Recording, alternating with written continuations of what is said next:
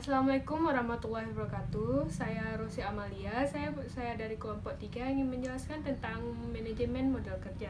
Pertama, kita harus mengetahui apa dulu modal kerja tersebut. Modal kerja adalah investasi perusahaan dalam jangka pendek yang melekatkan aktiva lancar, di mana aktiva lancar ini berupa kas, surat berharga, piutang, dan persediaan. Selanjutnya, pengertian manajemen modal kerja. Manajemen modal kerja adalah manajemen elemen-elemen aktiva lancar beserta dengan elemen-elemen hutang lancar.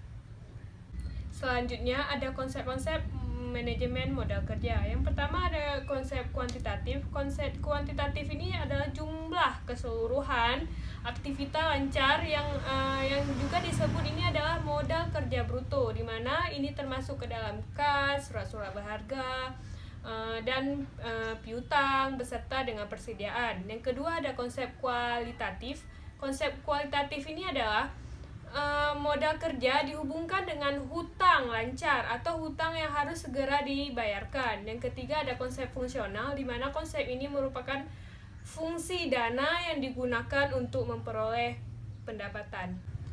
Modal kerja ini ada modal kerja permanen dan ada juga modal kerja variabel. Yang pertama modal kerja permanen ini yaitu modal kerja yang harus tetap ada pada perusahaan untuk dapat menjalankan fungsinya. Modal kerja permanen ada dua. Yang pertama ada modal kerja primer dan yang kedua ada modal kerja normal. Selanjutnya modal kerja variabel yaitu modal kerja yang jumlahnya berubah-ubah sesuai dengan perubahan keadaan, dan modal kerja ini ada 3. Yang pertama ada modal kerja musiman, yang kedua ada modal kerja siklis, yang ketiga ada modal kerja darurat. Selanjutnya ada kebijakan modal kerja. Yang pertama ada kebijakan konservatif, di mana modal kerja ini dilakukan secara hati-hati dan tidak boleh sembarangan. Yang kedua ada kebijakan agresif, di mana kebijakan agresif ini modal kerja permanen dibelanjai dengan sumber dana jangka panjang, sedangkan sebagian modal kerja permanen dan variabel dibelanjai dengan sumber dana jangka pendek. Yang ketiga ada kebijakan moderat. Kebijakan ini aktiva yang bersifat tetap, yaitu aktiva tetap dan modal kerja permanen dibelanjai dengan sumber dana jangka panjang, sedangkan modal kerja variabel dibelanjakan dengan sumber dana jangka pendek. Selanjutnya konsep modal kerja nol.